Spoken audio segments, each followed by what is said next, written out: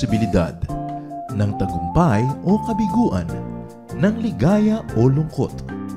Kaya marapat lamang natanggapin si Jesus bilang tagapagligtas at Panginoon. At matapos yun ay panariwain ang katapatan at paglapit sa Kanya bawat araw o day by day. Ang day by day ay naglalayong umalalay sa pang-araw-araw na pamumuhay. Narito po si Kuya Ed Lapis sa mensaheng pinamagatang How to Survive Bad Weather.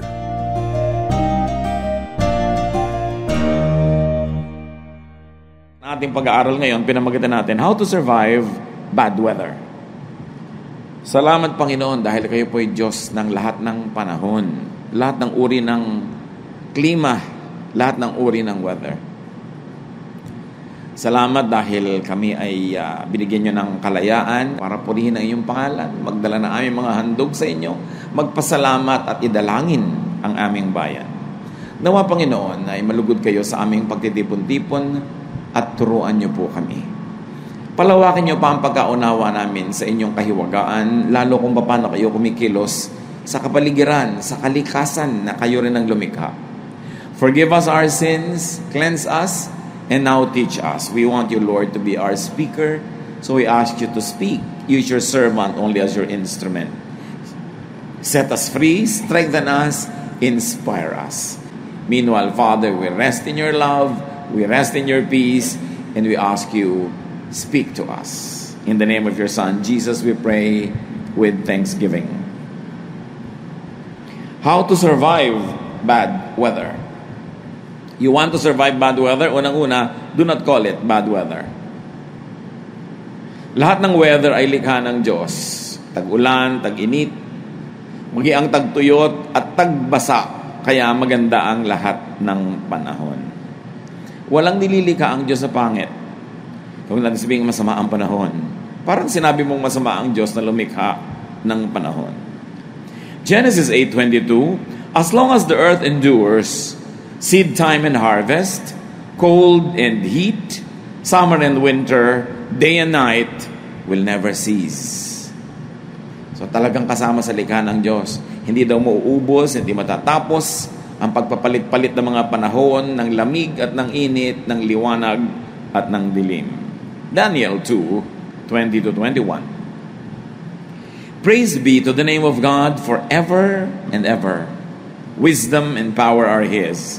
He changes times and seasons. Desisyon yun ng lumikha na magkakaroon, nagpagpapalit-palit ng lahat ng mga klima. Psalm 24:1, the earth is the Lord's and everything in it, the world and all who live in it. So walang pangit na nilikha ang Diyos. Kahit kuryente, kahit kidlat, kahit lava, kahit lahar, lahat yan merong saysay.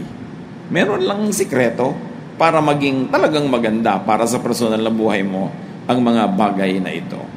Kaya kahit bagyo o baha, remember that ancient Egypt was nourished by the annual flooding of the Nile.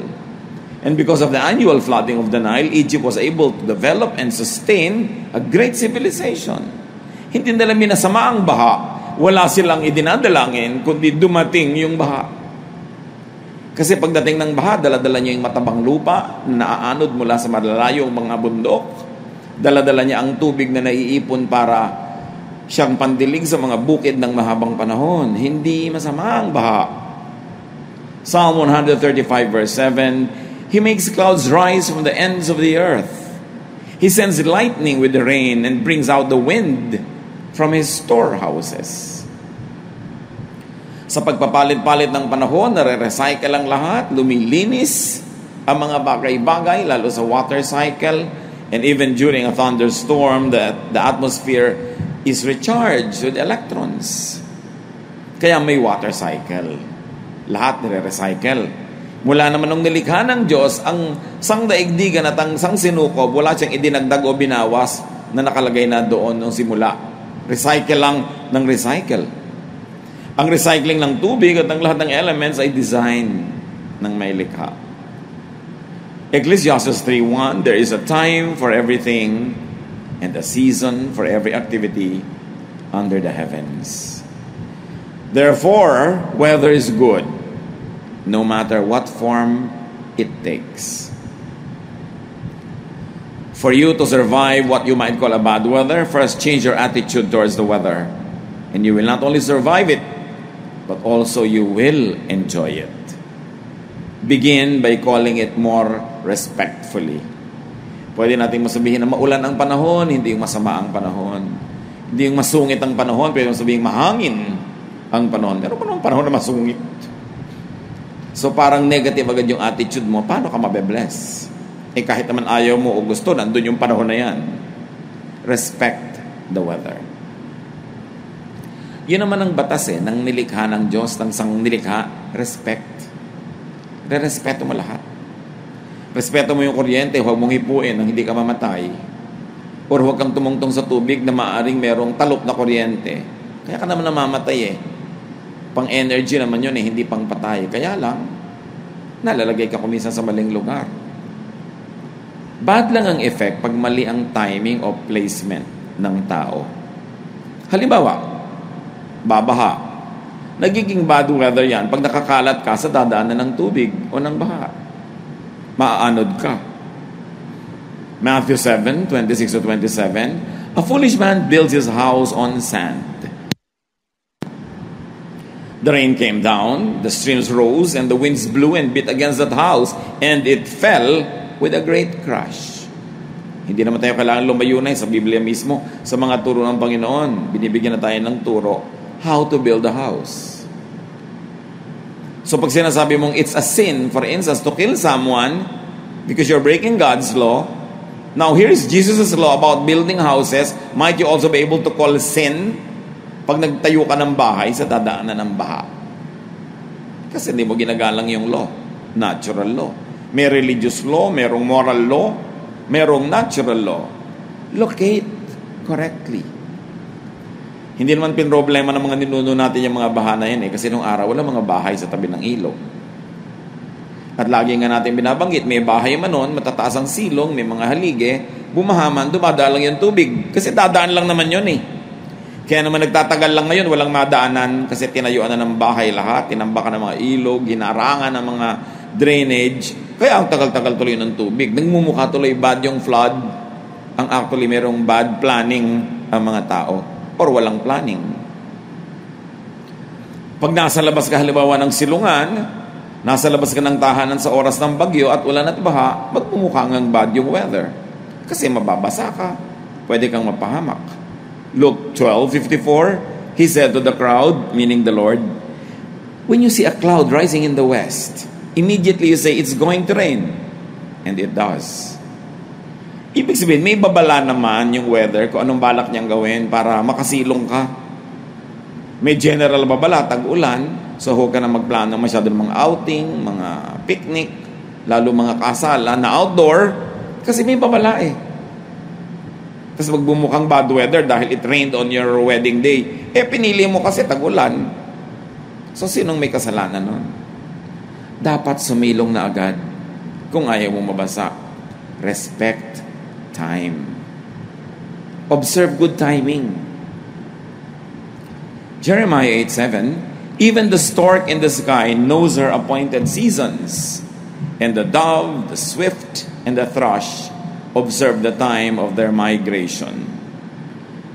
Migration of birds and fish for warmth, even for breeding. Alam ng mga salmon kung kailan sila babalik upstream, kung saan sila ipinanganak. Imagine nyo kung saan ipinanganak yung mga napisa yung itlog ng salmon na yan at naging salmon siya. Nakarating siya sa dagat, ang layo-layo nang nararating, pero pag magbibreed, bumabalik. Alam niyang balikan. Ang mga ibon, alam nila pag malapit ng lumamig, sama-sama, kawan-kawan, lumilipad sila across vast bodies of water to go to a warmer place. Mabuti pa yung mga hayop, hindi sila masyadong nalayo sa pakikiramdam at pakikisama sa nature. Yung mga tao naman ginagawa nila, they conquer nature. How can you? Or they defy nature. Many animals hibernate during winter. Dahil siyempre kulang ang pagkain at ang ginaw-ginaw, mapapahamak lang sila sa labas. So, Huhukay sila ng mga lungga sa ilalim ng lupa where the temperature more or less remains warm and constant. May mga yelo naman nasa ibabaw. And then they sleep the winter away. So they don't need a lot of energy because they don't have a lot of food and they are warm. Ang mga hayop at halaman sumasabay sa panahon. Pati mga palaka, alam nila kung kailan magbe-breed pag umuulan. Kaya ang ingay-ingay ng mga lugar na may mga palaka. Plants shed their leaves in autumn and sleep out the winter. It's almost like hibernating too. Siyempre, para ano ba yung leaves? For photosynthesis. What will you do with there's no photo to synthesize? There is no sunlight, so the leaves are shed. The plant has little to feed, and the plant can sleep through the winter. So plants shed leaves, and then spring follows, and there is rebirth. Mula pa nung nilikha ang mundo hanggang ngayon, ganun yun. So how do you survive bad weather, so cold? Prepare your needs on time. Proverbs 30:25, ants are creatures of little strength, yet they store up their food in the summer. Maliliit na mga langgam, nakita niyo kung isang langgam nagbubuhat ng isang butil na bigas. Ilan yun?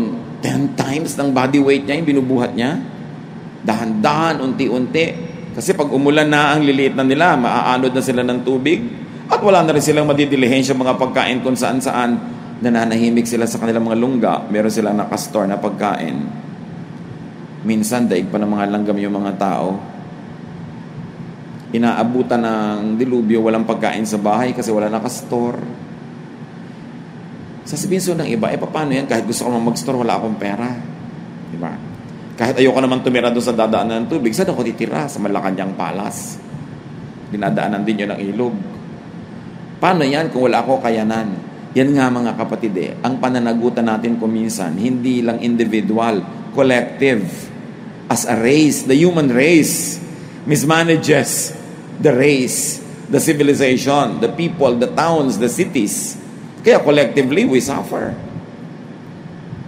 Pwedeng personally, hindi mo choice yan. Pero choice ng humanity. May mga greedy. Therefore, dapat yung evenly distributed resources, nasa konting bulsa lang, marami tuloy nagugutom. Kaya racial yung kasalanan, hindi lang individual. Buong human race may pananagutan sa pagpapulyot ng ating mga lupa at hangin at mga ilog, sa kasakiman ng mga developers at pakikikutsaba ng mga government people, yung mga hindi dapat tayuan ng mga building, tinatayuan, lahat tayo nagdurusa. At yung mga sakim na marami mga nakikikbak, sila yung hindi nagdurusa. Pero syempre, their hearts are fattened for a day of slaughter. May araw din ang lahat. Dahil ang Diyos ay Diyos ng katarungan. Pero meron tayong dapat matutunan. At huwag natin laging sisihin yung economic system, yung mga politiko, yung mga kung ano-ano. Dahil may kanya-kanya rin tayong pwedeng magawa para iiwas sa mga sarili natin sa panganib at ihanda ang mga sarili natin na humarap sa mga panahon ng tagulan, ng baha, o kasalatan ng mga supplies. Kita niyo yung mga prutas, summer fruits are loaded with water.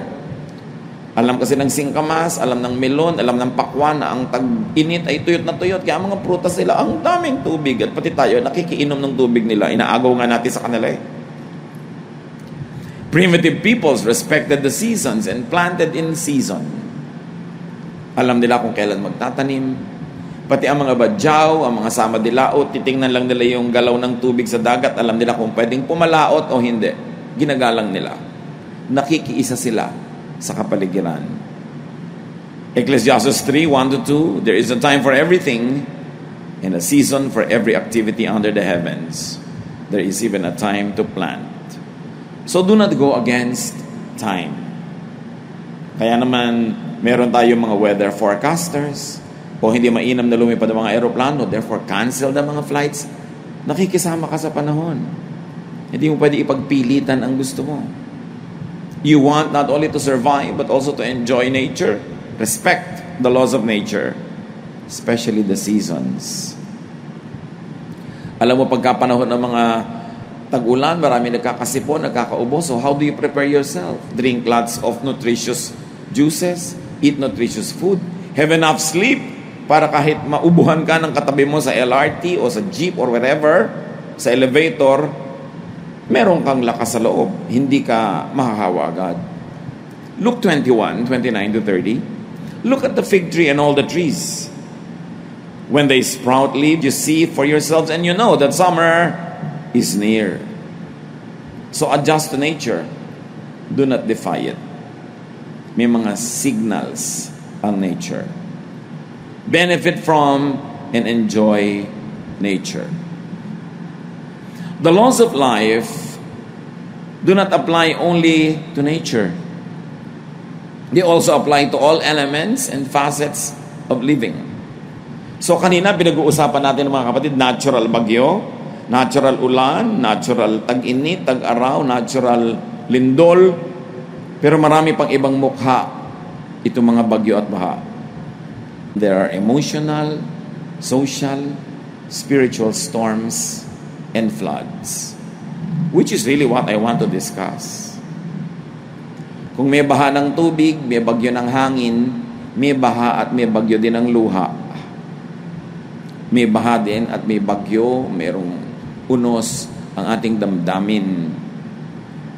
Maraming bagyo, hindi lang physical, may emotional at may spiritual.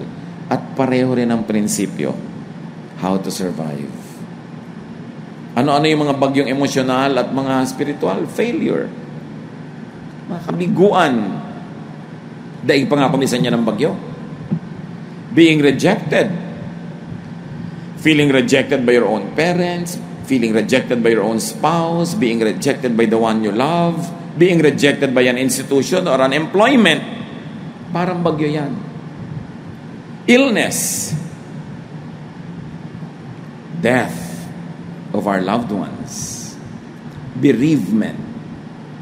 Bagyo lahat yan. Baha lahat yan. Loneliness and depression. Fear. Hopelessness. And other trials. Dumarating din yan. May panahon din yan, may season. Pag inobserbahan natin, may season din yan. Hindi random lang lagi.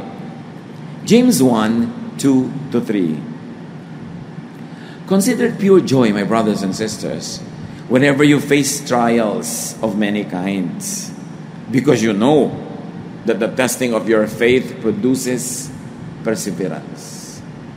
The same principle.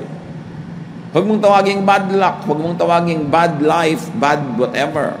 Sabihin mo lang, kasama talaga ng buhay. Natural. Pag nagkikita kayo, mayroong paghihiwalay. Natural, may ipinapanganak, may mamamatay. May mga panahon ng kasaganaan at may panahon ng kasalatan. Kuminsan parang walang reason, pero may unseen reason siya. Tulad ng pagtrato sa physical na bagyo at baha, respect emotional and spiritual storms and floods as also parts of life that God designed. Mas maagang tanggapin natin mga kapatid na ganun talaga ang buhay. May araw na masaya, may araw na malungkot. Ganun talaga ang negosyo. May panahon na malaki ang tubo, mayroong panahong lugi-lugi. Mayroong panahong sobrang lugi. Ganun talaga ang pag-ibig. Kuminsan ang saya, kuminsan ang lungkot. Ganun talaga. Lahat ng nagaganap, hindi nagaganap ng walang permiso ng Diyos.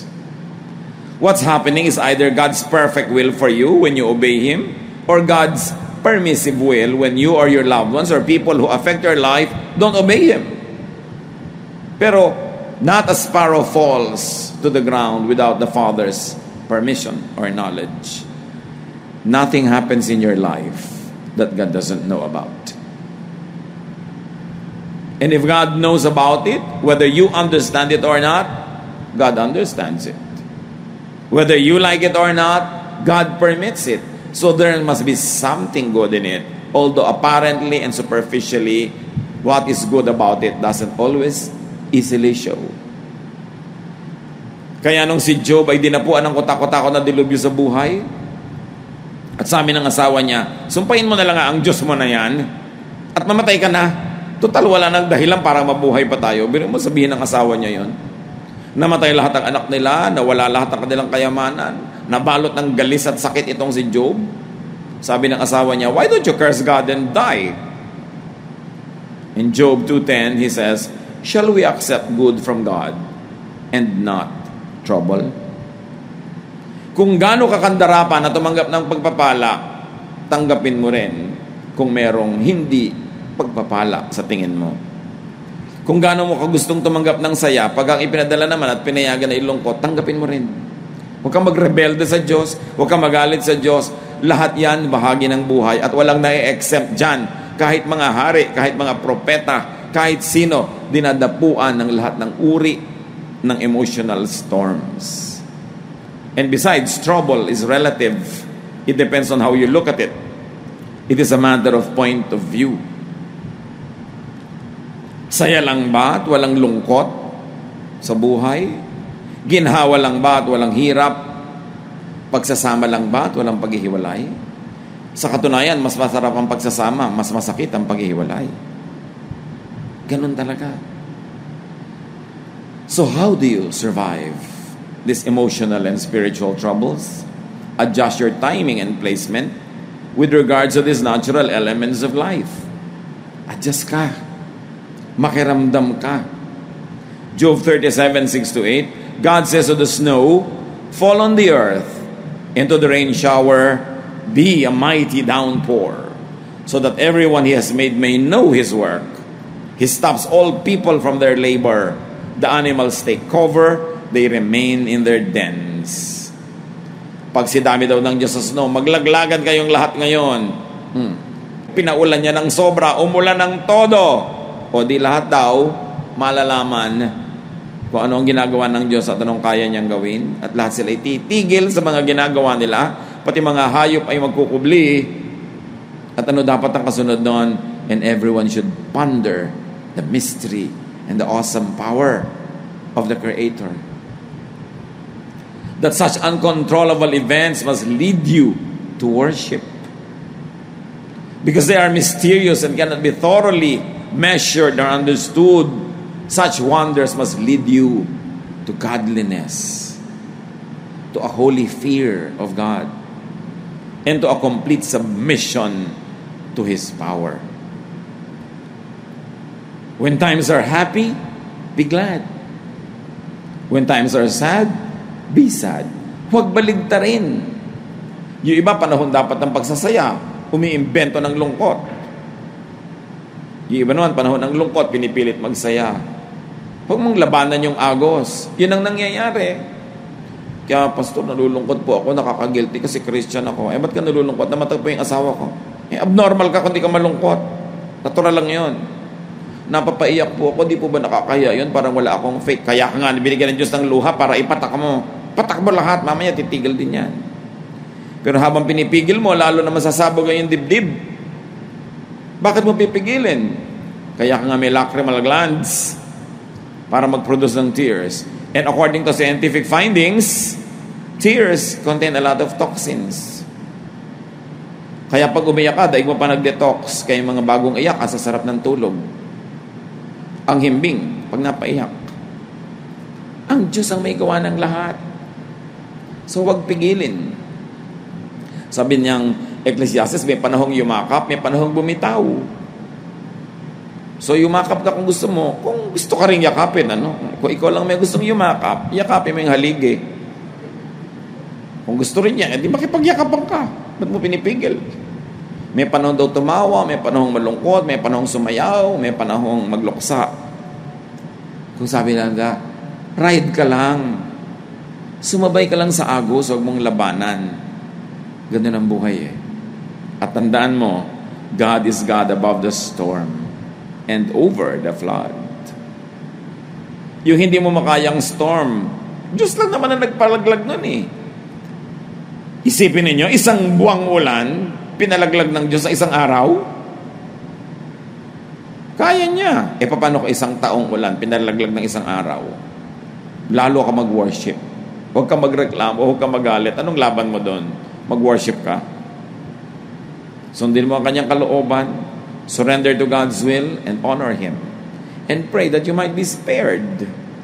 Psalm 107 verse 29, He stilled the storm to a whisper.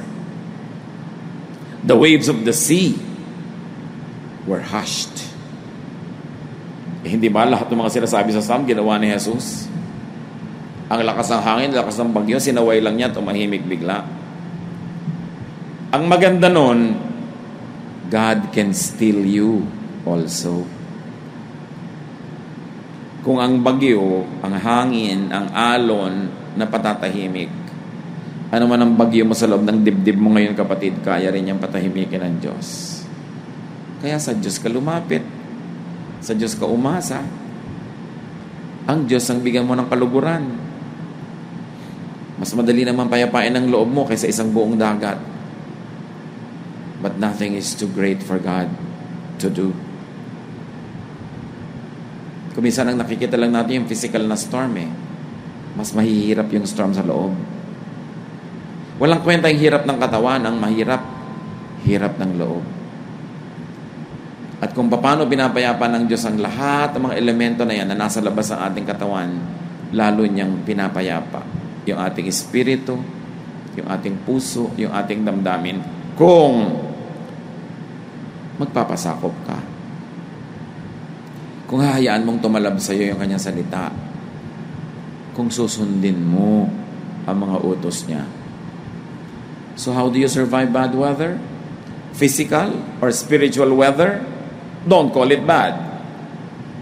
Take shelter in God, who is God over the weather. Proverbs 18:10, the name of the Lord is a fortified tower.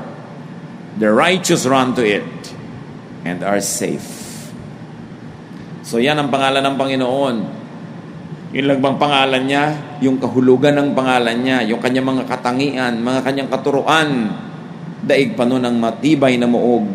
Alam niyo nung araw, kaya may mga tower, ang mga kaharian, usually sa mga tower na yan, mga fortresses, merong balon sa ilalim. Para kung may dumadating na mga kalaban, yung mga mamamayan, tumatakbo sila papasok doon sa loob ng muog na yon, isasara yung mga pinto nun, may tubig sila doon kahit hindi sila palabasin ng kalaban ng ilang buwan. Meron sila doon mga tinatago mga pagkain para may makain sila. At yung mga pader, ang tibay, hindi tabla ng mga pana, ng mga kung ano-anong mga sandata. At yun doon ang pangalan ng Panginoon. Pag may dumadating na bagyo, lalo na yung emosyonal, spiritual, sa kanya ka tumawag. Doon ka kumuha ng shelter sa pangalan niya, sa kanyang turo. Dahil dapat, hindi pa dumadating yung bagyo, sumusunod ka na sa katuroan niya. So, hindi mo na kailangan tumakbo pagdating ng bagyo kasi actually, nando ka naman sa loob ng uog na yun, anytime, every time. When you live in the center of God's will, you don't even have to run into that stronghold because you are within the stronghold. Kaya pwede tayong maghanda. Kung hinahanda mo physically ang bahay, ang silong, ang lugar para sa bagyo, ihanda yung kalooban, laging sumunod sa Panginoon. Napaka-importante na ang kanyang mga diwa matupad sa ating buhay. Psalm 32 verse 7, you are my hiding place. You will protect me from trouble and surround me with songs of deliverance. Kanino ka kukubli? Sa Panginoon. Because God can give you protection also. Don't run into the tower only after, but also before the flood. Kita nyo yung mga iba natin mga kababayan, mabababa pa yung bagyo, ang baha, pinapalikas na, ayaw. Kung kailan lubog na yung bubong at sisingap-singap na sila, sasama rin pala sa rescue, hindi pa agahan. Ganon din tayo kamisan, di ba? Susuko ka rin lang naman pala sa Panginoon. Magpapaligtas ka rin. Ba't aantayin mo pa na halos malagot lang yung hininga bago ka sumunod? Agahan mo na. Bakit aantayin mo pa na grabe na ang kalagayan mo bago ka matauhan at sumunod sa Diyos? Agahan mo na. Alam niyo kung bakit hindi umaalis yung mga kababayan natin sa bahay nila agad? Kasi nanghihinayang sila sa kanilang earthly possessions. Baka may magnakaw pag umalis sila. Anong mga pinanghihinayangan natin kaya ayaw nating lumapit agad sa alok ng Diyos na iligtas tayo? Iligtas tayo sa mga kamalian, iligtas tayo sa mga maling relasyon, sa mga maling gawain, dahil may pinanghihinayangan din tayo, di ba? Pero kahit ganong panghihinayang nyo dyan, kahit ganong kalaki ang pagpapahalaga nyo, pag talaga nanganganib na yung buhay nyo at sobrang grabe na, susuko din naman tayo sa Diyos, agahan na lang. Para konti lang yung damage. Remember, timing and placement can keep you safe. Lumugar. Know God. Follow God. Rely on God. Psalm 46, 1-3. God is our refuge and strength, an ever-present help in trouble. Therefore, we will not fear, though the earth give way and the mountains fall into the heart of the sea, though its waters roar and foam and the mountains quake with their surging. So God is our refuge and our strength. Sino ang malakas? Sino ang secure? Yung maganda ang relasyon sa Panginoon. Kahit maapektuhan ka ng physical flood, maapektuhan ang yung mga physical belongings, pero ang mahalaga yung emotional and spiritual life mo intact with the Lord. Isaiah 25:4, you have been a refuge for the poor, a refuge for the needy in their distress, a shelter from the storm and a shade from the heat. For the breath of the ruthless is like a storm driving against the wall and like the heat of the desert. Maraming sumasalakay sa ating kapayapaan, sa ating katahimikan, and the Lord, the name of the Lord, is our strong tower. So take comfort in ease and rest. In times of hardship and trouble, take comfort in the kingdom of God within you. Sa mga karaniwang araw, pwede tayong sumilong sa mga physical na silungan, mga bubong, mga shelter, mga bahay, savings, money, friends, human connections. Pwede tayong sumilong dyan. Pero sa sobrang matitinding mga bagyo, lalo yung emosyonal, na ikaw lang ang mag-isang inangat-ngat nung nararamdaman mo, kahit mahal ka ng mga nasa paligid, hindi nila nararamdaman, hindi nila maunawa, hindi nila maarok. Arok yun ang Diyos. Alam yun ang Diyos. Because the kingdom of God is within you. Kaya ang dapat natin talagang i-develop is that this kingdom within us is ruled by the King of Kings and not by someone else. I-develop natin ang relasyon natin sa Diyos. Ano man ang dumating na bagyo, physical or emotional or spiritual, He is our strong tower. Ama namin sa langit, salamat sa mga paalala nyo sa amin na maraming uri ng bagyo. Minsan ang napapansin namin yung physical. Napapansin namin na physical, nababasa kami, physically, kakasakit kami. Pero hindi namin napapansin ko minsan, nabubulok na pala yung spirito namin, ang lala na pala noon. Turuan mo kami, Lord, to be conscious of all these dangers, physical and spiritual.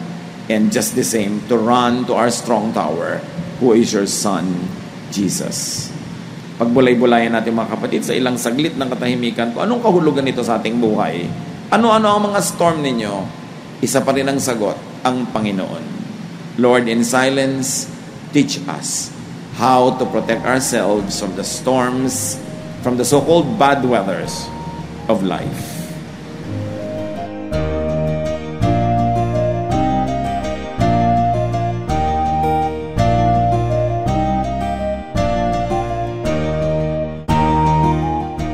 Ang katatapos pong mensahe ni Kuya Ed Lapiz ay pinamagatang How to Survive Bad Weather.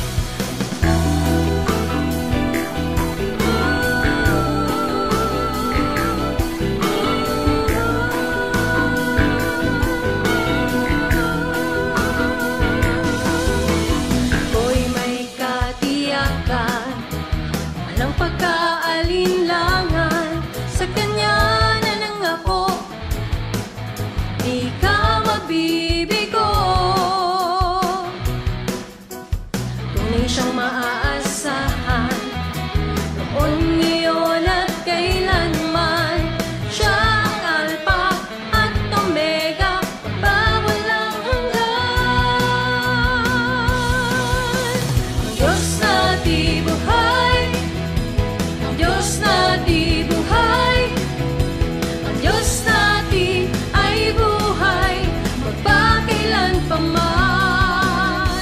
Ang Diyos na di buhay, ang Diyos na di buhay, ang Diyos natin ay buhay, magpakailanpaman.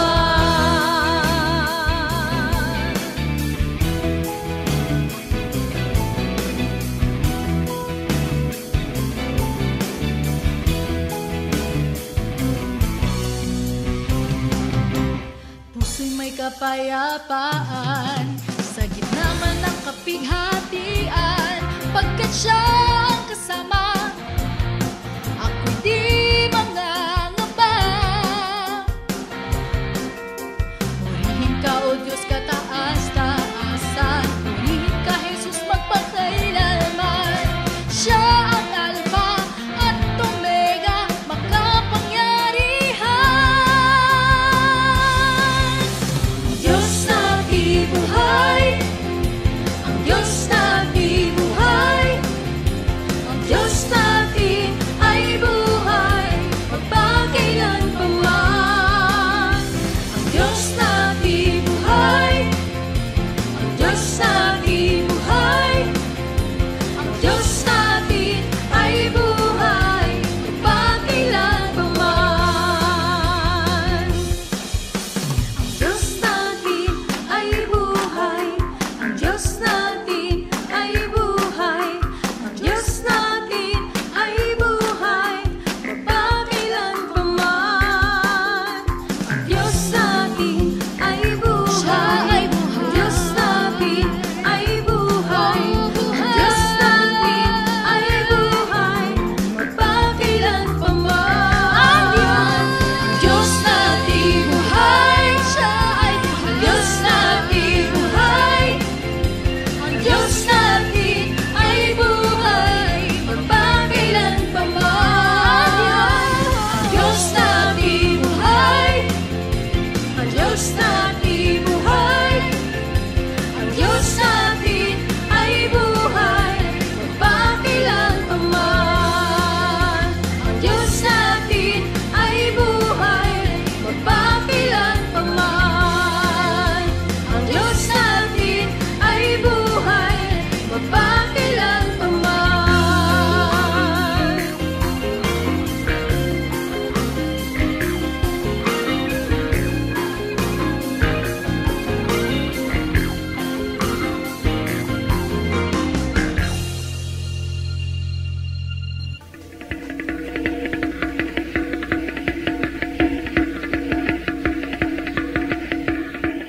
Maraming kasaysayan ang musika ng ating bayan at pawang lahat yon ay mga hiyas ng ating lahi. Ang isang instrumento na napakagandang pagtuunan ng pansin ay ang gimbal ng mga mansaka.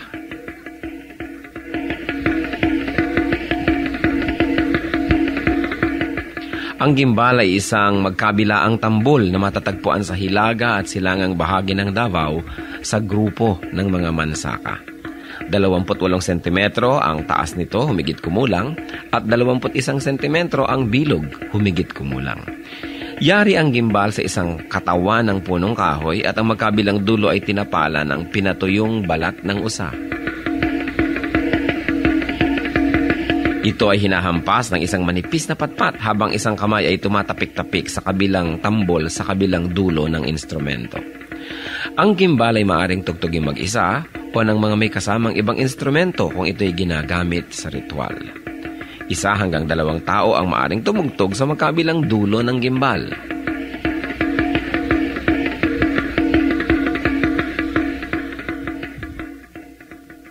Kadalasan, ang gimbal ay tinutugtog bilang saliw sa sayaw na ang karaniway kung ano-ano ang pangalan ng tugtugin ay siya ring pangalan ng sayaw. Kung ano ang tawag sa instrumentong ginagamit ay nagiging tawag din sa sayaw mismo. Kung minsan ang gimbal naman ay tinutugtog sa paglalarawan ng kalikasan, halimbawa ang mabilis na pag-agos ng tubig sa batis.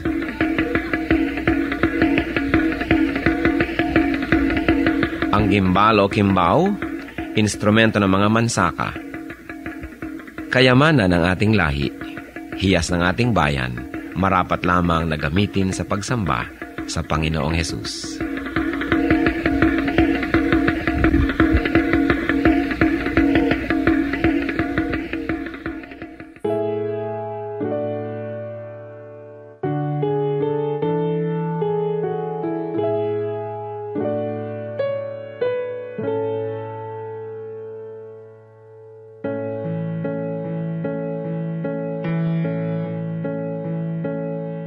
Kung aking marinig, banayad mong tinig, paligid may dilim, sa pag-asa'y hitik. At kung sa panahon banang kasiyahan, walang pagkalimot, dalay pasalamat.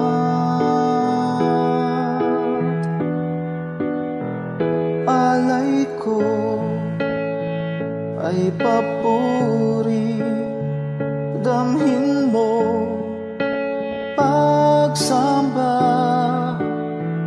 ang pag-ibig mo sa'kin walang hanggan.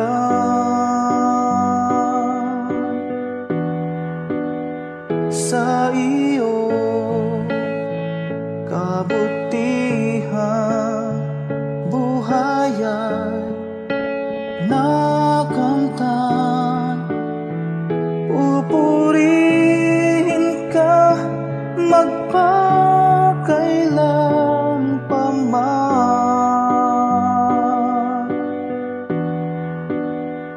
aking Diyos.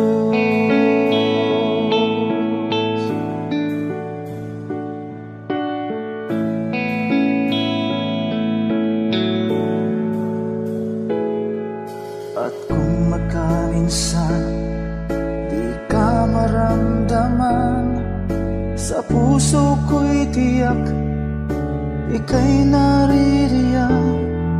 Kahit sa dulo man itong aking buhay, ika'y aking lakas, hindi mangangamba.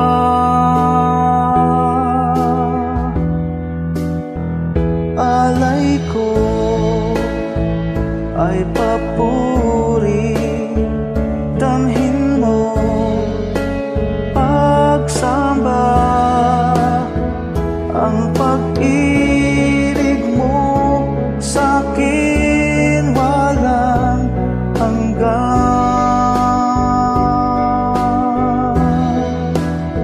Sa iyo kabutihan, buhay ay nakamtan. Pupurihin ka magpakailan pa man,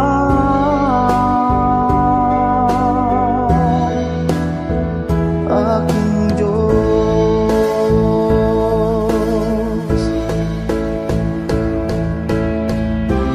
Bawat yugto sa aking buhay,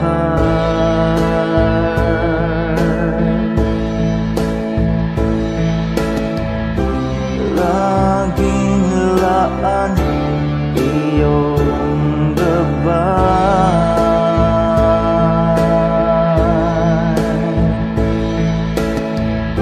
Sa piling mo may tagumpay.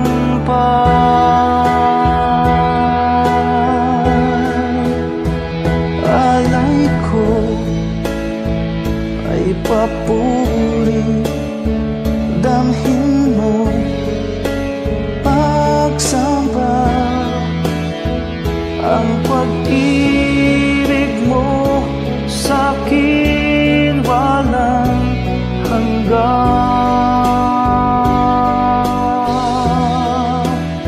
Sa iyo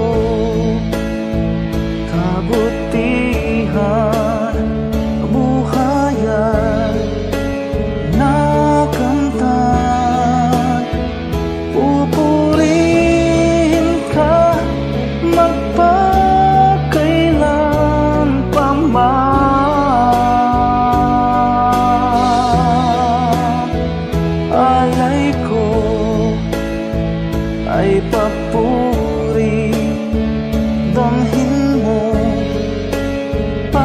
magsamba.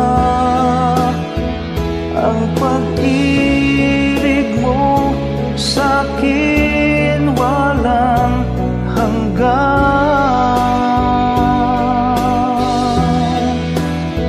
Sa iyong kabutihan buhay ay nakamtan. Pupurihin ka magpakailan pa man,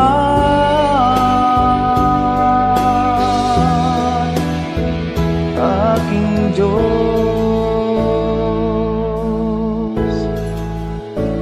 aking Diyos,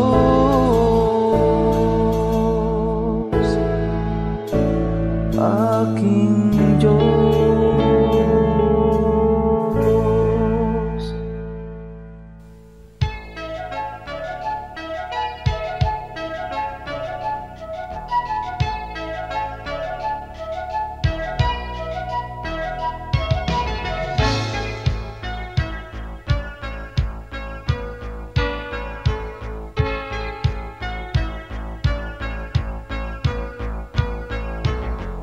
Ang nais mo'y kakalakan, kay Jesus matatagpuan. Kagalakang di magmamaliw, ngayon at magpakailanman. Kahit sa kabila man ang iyong pagdurusa, kung siya ang kasama ay kayang magsaya. Kagalakan ng puso ay makakamtan pag si Kristo sa buhay.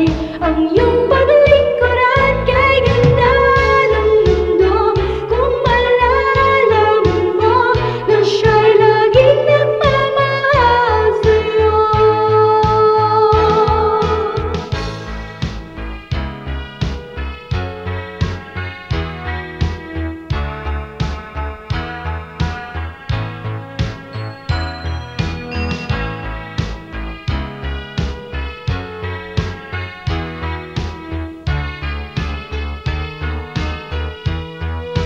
Kahit sa kabila man ang iyong pagdurusa, kung siya ang kasama ay kayang magsaya.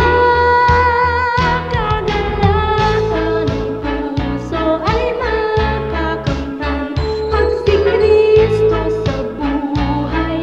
Ang iyong paglingkuran kay ganda ng mundo, kung malalaman mo na siya'y laging naghihintay sa'yo. Kay ganda ng mundo, kung malalaman mo na siya'y laging nagmamahal sa'yo.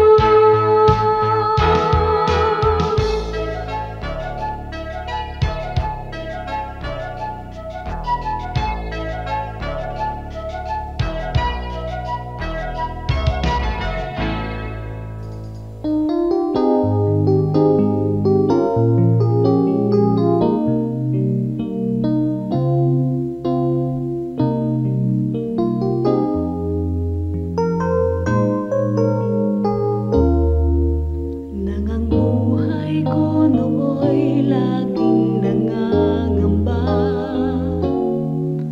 ang pagluhay di ko kaya at walang patutuhan.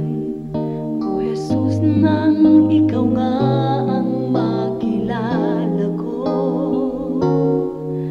ang lahat iyong pinanatag, ang lahat inayos mo. Kapayapaan na nagmumula sa'yo, naranasan ko dito sa buhay ko. Kapayapaan noon pa may hinihintay, aking Panginoon sa aking buhay.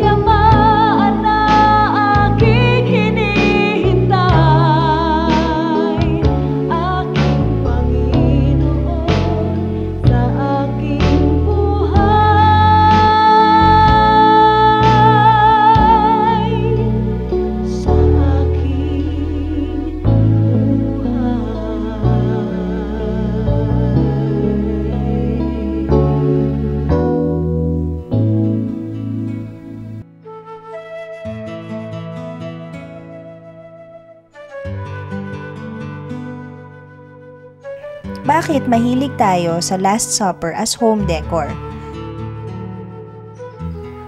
Available kasi yung Last Supper kasi ang dami niya nagtinda, yung buhat-buhat nila ang dami, mag-aalok sila bahay-bahay. Kaya pag nagkaroon yung isa, magkakaroon ng buong kapitbahayan at saka relihiyoso kasi maraming Pilipino. Kahit sa hapagkainan, gusto lang nakakakita ng mga religious symbols. At ano pa nga naman ang pinakabagay sa hapagkainan, kundi yung Last Supper depiction in painting or in other forms of art.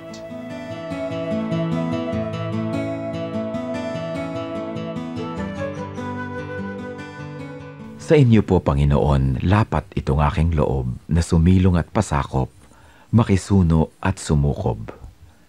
Sa tuwing kayo'y lalapitan ay lagi nang gumagabay, taus-pusong lumilingap sa bawat pusong sugatan.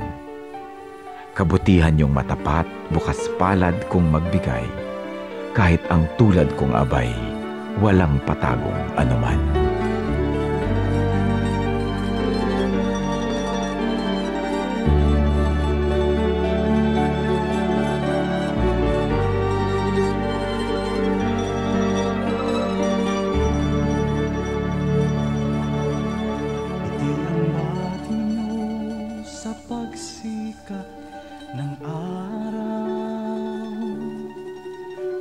Sa karilagan ng takip silim at sa kandili nyo ako'y hindi maliligaw.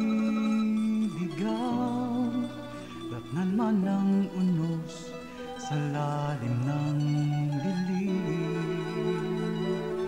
Kung sisikapin kong bilangin ang mga bituin, isa-isahin ko man bato sa buhangin.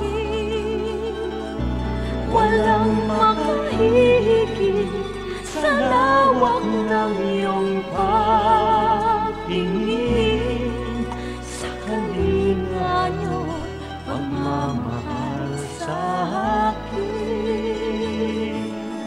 Alleluia, Alleluia, Alleluia, Alleluia, Alleluia, Alleluia, Alleluia, Alleluia.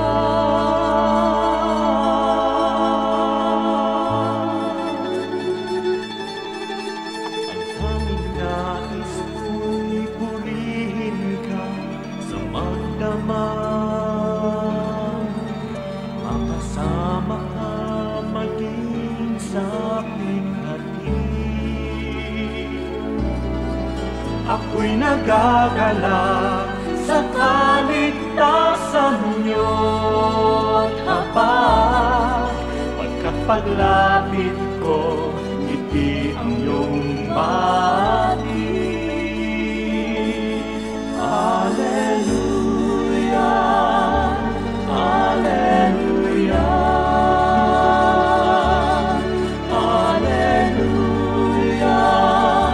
Alleluia, Alleluia,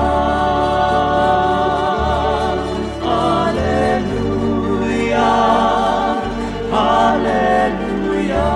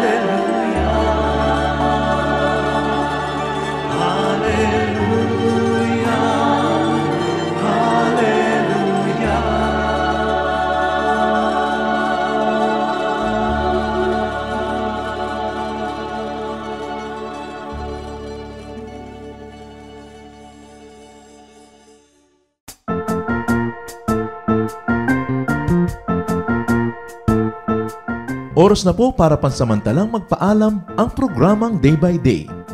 Tayo po'y magsama-sama tuwing ika-6 hanggang ika-7 ng umaga, araw-araw. Magandang umaga po at mabuhay ang Panginoong Hesus!